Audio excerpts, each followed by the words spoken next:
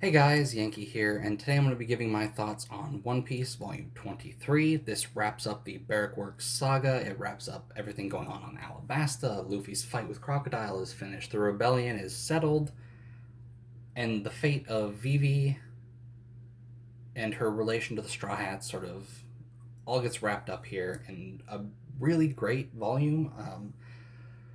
First, I want to talk about the cover. I really like this cover, Vivi front and center. This whole sort of saga is surrounded. She's at the center of it, right? This whole sort of adventure is because we just happen to bump into her.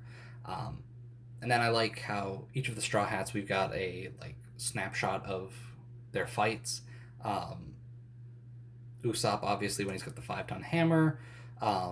Luffy when he's screaming at Crocodile saying he's gonna like defeat him, and the other ones are just sort of I can't place exactly. I think Zoro's might be right after he was about to like right after he cut through Mr. One finally, and he's putting his sword away, but I can't be sure about that.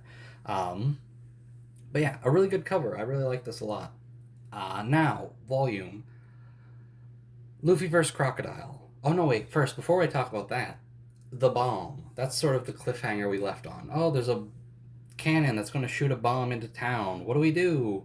Oh, it's in the clock tower. We got to get up there. Uh, so Phoebe gets up there. She stops the two Barrack Works members who hadn't been mentioned up until this point. Um, but I'm fine with that. I like how throughout this whole arc, we really see Crocodile as sort of like he has a backup plan for pretty much everything. His hook on his hand. Oh, take that off. Take a little cover off. It's poisonous. Okay, cool. Luffy breaks that hook. Okay, cool. A knife pops out just in case. Like he continues to be like 2, 3 steps ahead and really consider. Okay, if something goes wrong, I need to be able to still accomplish what I'm doing. So Vivi defeats the agents that were supposed to fire the cannonball. Oh, the bomb is actually on a timer. So now it's not going to blow right into the middle of the crowd, but it's still going to explode a big chunk of the town, right? Because it's in the top of a clock tower, but it's still going to be a massive explosion. Um, so that's what happens. There's a bomb about to go off. Pell shows up, who has just gotten beat down every time he shows up. He grabs the bomb, flies into the sky, it explodes. This knocks down the rebels and the Alabasta army to the ground, and they just sort of slowly hobble back up and start fighting again. And then we get Vivi just sort of screaming from the clock tower to stop, but she can't be heard over the sounds of the battle. So that's the bomb.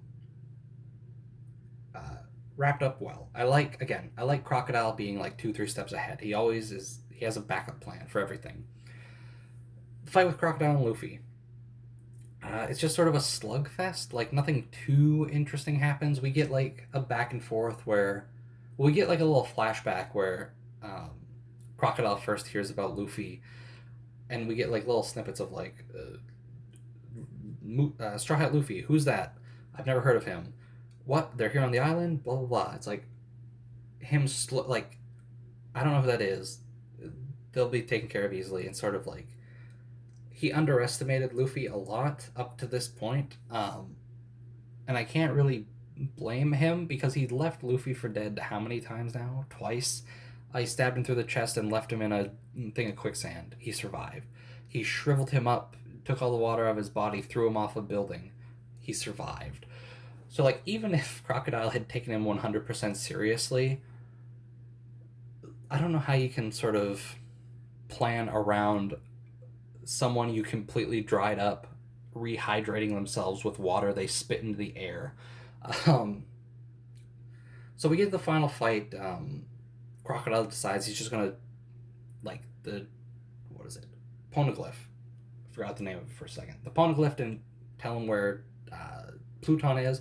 Wow, I can't remember anything. And so he's like, all right, I'm just gonna take down the whole little place we're in. I'm just gonna destroy it all with Luffy and the king in there. I don't care. Just destroy it all. I'm sand. I'll get out of here. So he throws down an attack. Everything gets blown to bits. Luffy inflates himself and then launches himself into the air, which is great. I love that a lot. I love this final like attack. What is it? Storm, Gum Gum Storm. I think it looks great. I think just him pummeling Crocodile to the roof of this catacombs that they're in until he pops out into the streets of the city above is great. I think that final move's good.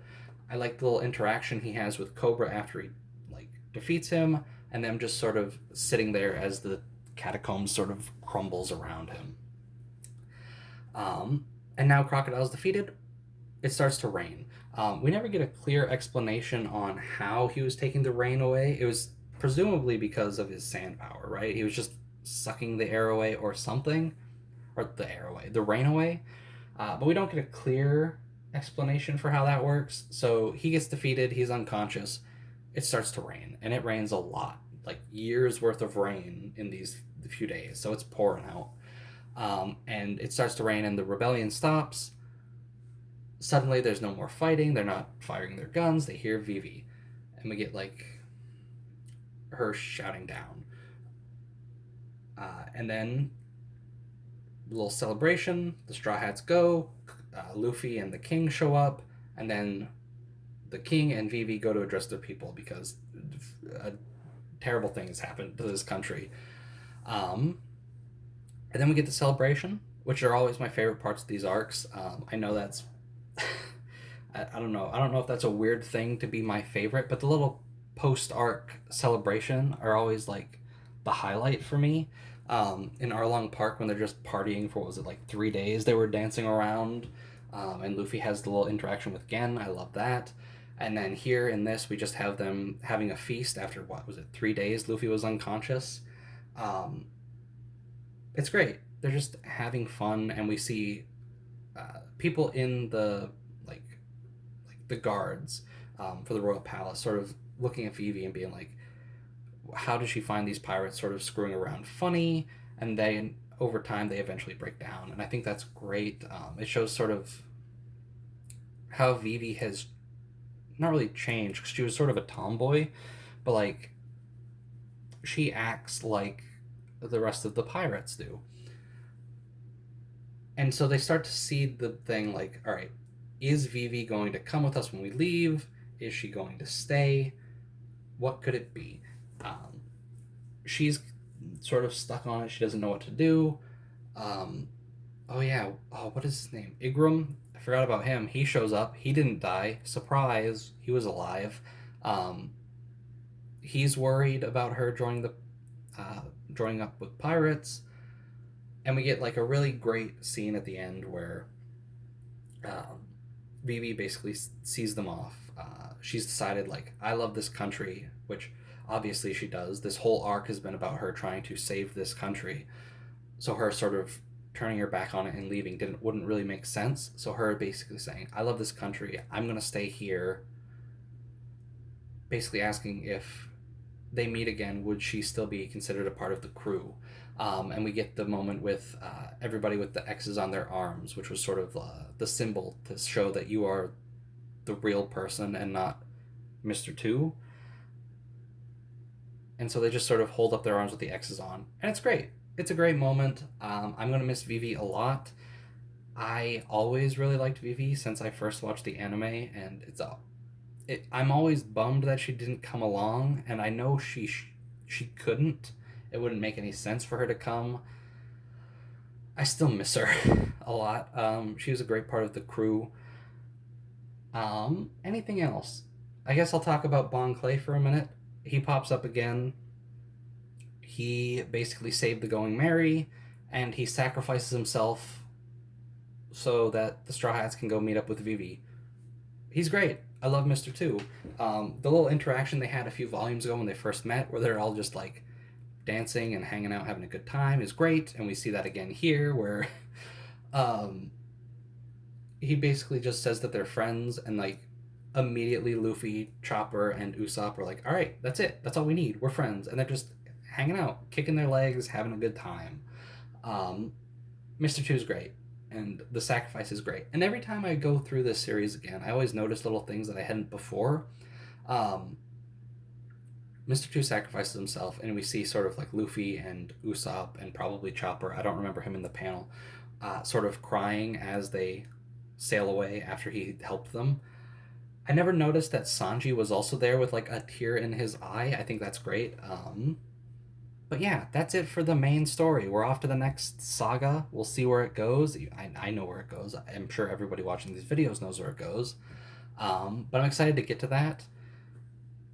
The cover story, what is it? Hachi, traveling the seafloor. I forget what it's called exactly. But I don't know. This one's not really sticking with me as much as like the Django one. Like the Django one wasn't really anything special either. It's like they're just dancing, having a good time. But like, I don't know, Hachi wanting to get a secret sauce to make some food for a girl that he likes, and the people he got the map from. He got the map and he fought a squid or an octopus. Oh no, the sauce that they promised me wasn't here. Let me go back and confront them. It's like, we didn't lie to you. It's there. So Hachi takes their treasure, beats them up, takes their treasure, goes, gets the thing that they gave them the map to. He also takes Kami, who he had basically traded for the map, and then just goes about his way. Like, I don't know.